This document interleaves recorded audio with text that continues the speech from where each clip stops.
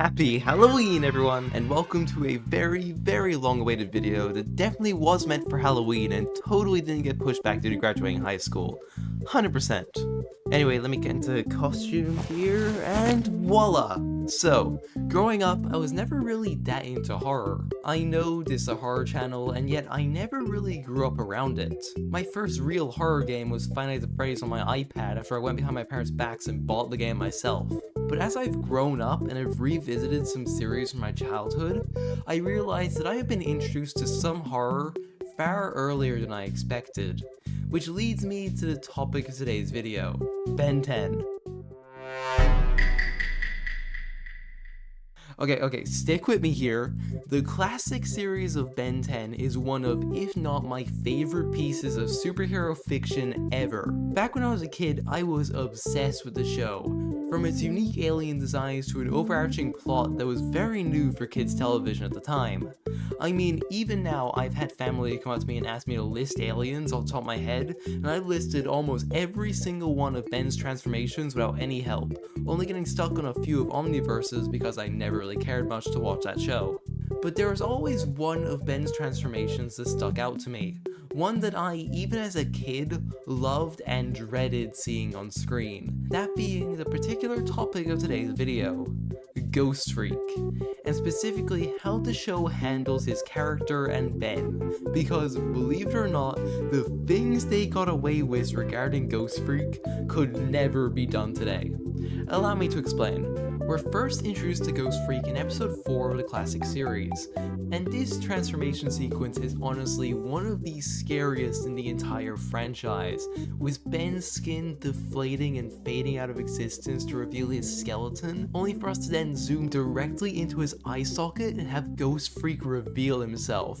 Which, again, is insane what they could get away with back then. I wish kids shows were this bold nowadays. I just miss the days where we traumatized children. And while doing research for this video and talking with friends, one of them said, and I quote, "I hated Ghostfreak. He was the only transformation I couldn't watch. It genuinely used to give me nightmares." I, on the other hand, just love everything about this.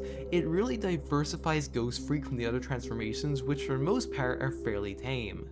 Ghostfreak's design is also based around the classic depiction of ghosts, at least silhouette-wise, with the big differences being the large cracks across his body and a single purple eye. We then get a very brief introduction to his power set. We see him flying around, phasing through walls, being invisible, but otherwise there's nothing else to comment on. The next episode, however, is where things get really interesting, as this episode centers around a group of bounty hunters tracking Ben down, and we finally see Ghostfreak in combat and get a better understanding of his design, with one of my favorite details being his eyes shifting along the lines of the cloak, which is used to great effect as Ben talks to Gwen, having his eyes shift from the bounty hunter in front of him all the way to his back. And when all is said and done and the watch time's out, Ben says something that piqued my interest while rewatching the series. Ben, you okay? Oh man, that was even weirder than when I normally go Ghostfreak. Now, you could brush this off as a one-off comment on Ben's part, but this sentiment is repeated time and time again, even in the very next episode, The Last Laugh, which introduces us to one of my favorite characters, Zombozo, where he and his traveling circus suck the joy out of anyone who attends their shows. Throughout the entire episode, we see Ben struggling with his phobia of clowns, which not only makes Zombozo an intimidating threat from the get-go, but we also see this phobia transfer to his aliens, with Wildmutt cowering in fear at the sight of him, even though he had just beat up the circus freaks. And in the latter half of the episode, after defeating the circus freaks once more, Ben finds himself in one of the best scenes in the entire show, as he's forced to face his fear through this trippy and really well done sequence of Ben tackling his own insecurities and fears surrounding his transformations and clowns, before ending face to face with Zombozo himself, where he finds himself unable to fight back for the first time. That is, until he sees Gwen in danger and transforms into Ghostfreak for the third episode in a row, as he effortlessly dispatches a Zombozo, revealing something we had never seen up until this point.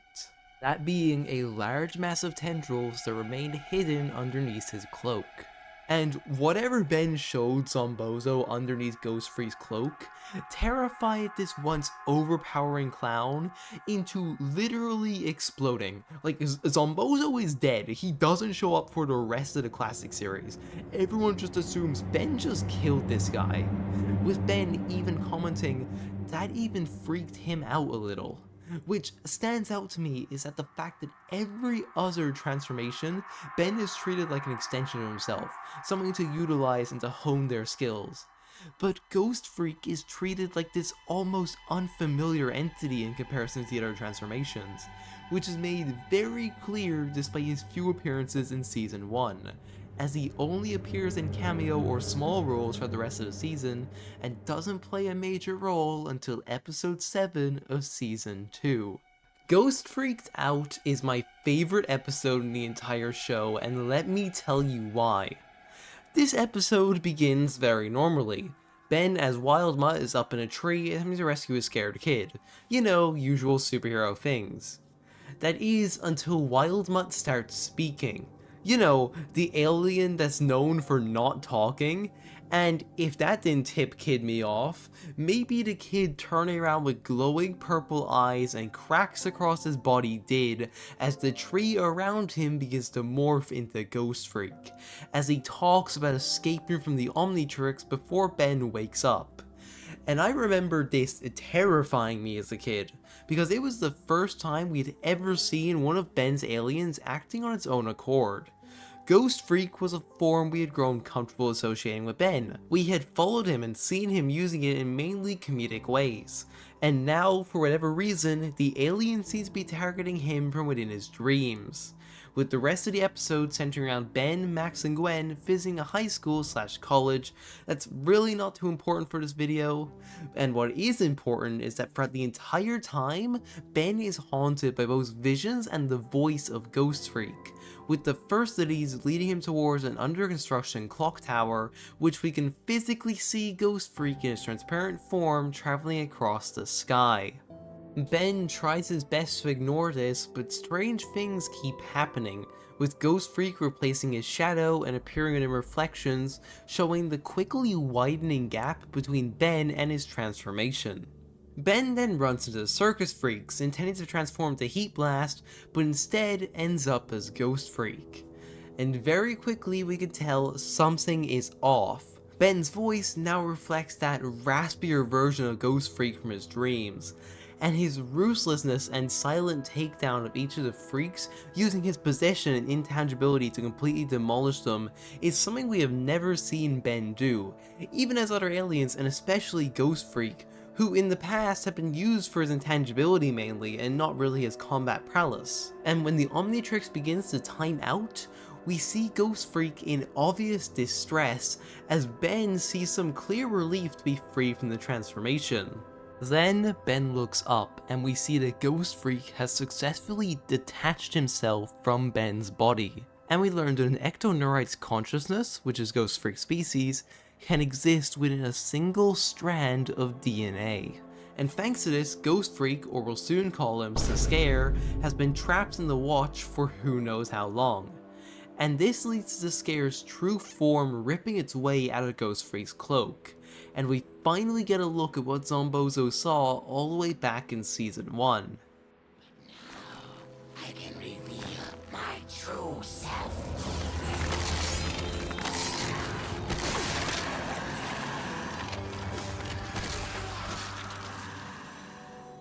And this design, oh my god, this gave Kid me nightmares and is honestly my favorite look for Ghostfreak throughout the entire series. It ditches the stereotypical ghost idea and instead opts for, in my opinion, a much more monstrous and alien design that the series never really pushes for. There has been a genuine effort when designing Scare to make him as terrifying as possible. His form is much less humanoid compared to the other aliens, having more of a twisted and imperfect body, as his spine sticks out from his back and tendrils burst from his chest. For all intents and purposes, this is much less of a ghost and more of an eldritch horror, with my favorite part of this entire design being his upside down skull, which just works to be so unsettling in such a PG way, because again, this is a kid's show, and they have a guy with an upside down head. Like, I just love this design, and it gives the scare such a visually striking identity.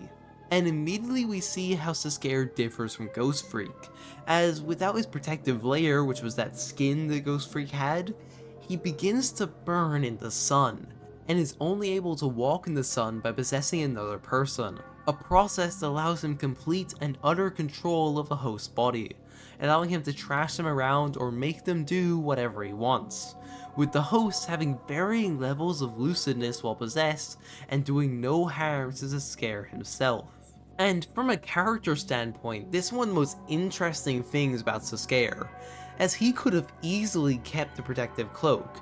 I mean, it would have made him 10 times more dangerous, and he would have gotten his goal done right away by possessing Ben.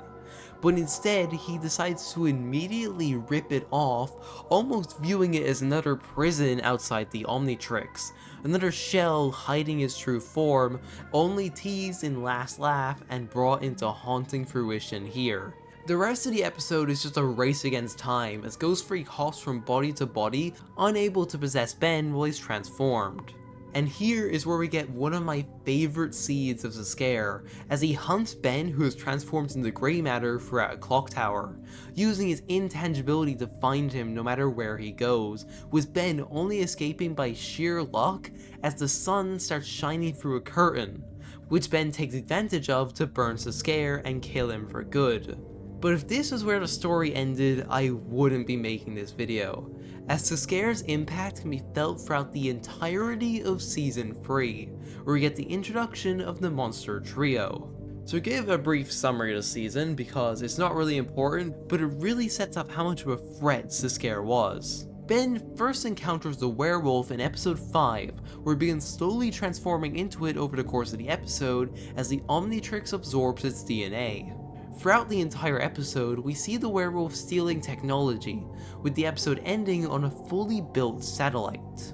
The next time we see a monster is in episode 8, with the mummy, who did not deserve the amount of aura he got. Like, look at bro go. The animators went insane whenever he was on screen, and honestly, go off. This is the episode where we learn about corrodium, a substance with the ability to mutate human and animal life beyond recognition. At the end of the episode, Ben as Upgrade manages to defeat the mummy and seal it in concrete, but not before unlocking his own transformation. And these are the two major events of the season, with us only finding out their plan in the 2-part finale titled The Return and Be Afraid of the Dark, which is where the scare really shines. The Return shows us the werewolf and the mummy interacting for the first time, as the werewolf digs the mummy up, and they vanish in a flash of purple light. We then see that a space shuttle is being prevented from taking off due to a freak storm involving that same purple lightning, which throughout the season has been an indicator of the monster's activities. When our trio arrives, we're introduced to the least obvious villain you're ever gonna see, Dr. Victor. Can you guess who he turns out to be? Throughout this entire episode where the trio's just going around NASA and looking in places, there's this really well done air of uneasiness due to us knowing that the mummy and werewolf are in play, and yet haven't shown their faces since the intro, only appearing in very small instances to help Dr. Victor deal with NASA employees and sending the werewolf to distract Ben. And so far, all of this seems unrelated to Ghostfreak, with Ben fighting off the monster trio and seemingly everything falling into place for Victor's plan. That is, until Ben sneaks onto Victor's spaceship, where it's revealed the interior is built using pieces of the clock tower Ben killed the scare in Season 2, as Victor works to revive him right in front of Ben, with the next episode, Be Afraid of the Dark, picking up right there and then, with Ben running in fear from Sascare, with Sascare himself seemingly disregarding any plans he had with Victor to tunnel vision on obtaining the Omnitrix and merging with Ben. And I remember as a kid being absolutely terrified for Ben and what Sascare was gonna do, as Ben had just de-transformed from Accelerate, and we knew the only reason he won last time was because he was transformed. This then leads to a chase scene that to this day still lingers in my mind, as Ghostfreak, in that disturbing voice he's had since season 2 episode 7, continues to phase through objects to find Ben no matter where he hides, with Ben now transformed to grey matter, trying to hide under the floorboards just out of sight, with the scare peering through the floor. Like, that's just ugh. Victor is also taken aback by how aggressive Scare is acting, questioning why they're even chasing after Ben when their plan is ready to go, which results in Scare quietly and ruthlessly possessing Victor's body and slamming him around, smashing him into every object, having a prideful outburst about the fact that Ben could very easily undo their entire plan if given the chance. And this small interaction reveals so much about his character that I don't even know where to begin. We've known since his first appearance that Scare is an arrogant, sadistic, and power-hungry individual, but his use and treatment of the monster trio only highlights how brilliant and thorough his plans are, but also how even his lackeys aren't exempt from his cruelty and are even intimidated by his ability to simply possess their body and kill them without a second thought, which is one of my favorite aspects about the character, as in my opinion it leads to him being on par with Vilgax in levels of intimidation and power. The rest of the episode turns around the Tennysons trying to stop Scare from using the satellite and space stations the monster trio constructed in order to beam the corrodium's radiation onto Earth, with the three eventually meeting up in said space station, getting rid of Victor and the mummy, but eventually failing to stop Scare from beaming the radiation to the werewolf satellite, as the entire planet is bathed in corrodium, mutating all non-alien life on the planet in a scene that disturbed me to no end as a kid, as we see people slowly and agonizingly mutating to an unrecognizable extent, with the Earth now shrouded in darkness and Scare now uninterested in the Omnitrix, as he phases Ben and himself out of the shuttle and morphs once more due to the darkness of space into a stronger and more sadistic form, even at one point smiling, which just looks wrong in all the right ways, as Ben is forced to fight him and the mummy on the outside of the space shuttle, giving Max just enough time to turn off the corrodium beam and stop Scare's plan. And just as everything's winding down and we think everything's, finished, everyone's gone, Scare ambushes Ben on their shuttle and phases him out of the ship's cockpit and into the airlock, where he once again begins to gloat in front of Ben, which ends up being his major downfall as Ben and Gwen work together to turn the ship around to face the sun and burn Scare for the last time, with Ben using Cannonbolt to land safely on Earth, with the end of the episode implying that Scare now lives on inside of the Omnitrix, leaving behind a legacy of being one of my favorite Ben 10 villains, who throughout the first 3 seasons of the classic series has a presence only matched by Vilgax, which makes sense considering the two actually share a voice actor. Scare constantly gets within arm's reach of his goal, only for his sadistic and prideful personality to prevent him from achieving them. And it's a shame that from this point on, he isn't really given the respect he deserves, as in Alien Force he gets like a single episode dedicated to his takeover of Vilgax's planet, where he actually achieves his goal of merging with Ben in the Omnitrix, only for Ben to use his Ghostfreak transformation to repossess his body. And Omniverse is Scare, that never happened, okay? Like, what is this? What is this design? You ruin everything good about Scare. What is this, bro? Scare is such a complex and well built up character whose arc spans over multiple seasons and yet manages to form one cohesive story that still sends chills down my spine whenever I just think of the implications of this character. Due to Ben 10 being mainly for kids, they were never really able to get away with too much in terms of horror, but the small amounts they were able to squeeze out of Scare is still to this day my favorite arc in the entire franchise. Scare is such a nuanced and complex character that I love with all my heart. He's a great villain that proves, despite Ben's cocky attitude and power beyond imagination, when it comes down to it, after 10 minutes, he's just a scared kid Scare can take advantage of and use for his own bidding. And I honestly wish they went further with this.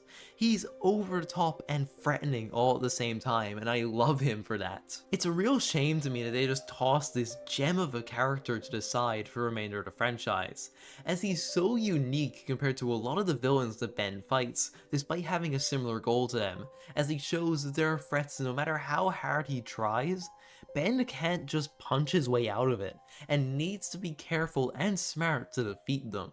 My most recent rewatch to the entire franchise has really opened my eyes to how threatening this character was, and how much the series actually got away with back in 2006, and I know my parents are looking at their phones seeing the Ghostfreak video, just sighing to themselves. They hate to see the Ben 10 video coming. But with that said, I'd like to thank you for making it this far in the video, as it's a very different video than like what I'd usually make, but I had a lot of fun. I know it took a very long time to come out, but you know the reasons. I'll try to get a video out in November, no promises, but if I don't, I'll see you in whatever I make next. Bye bye!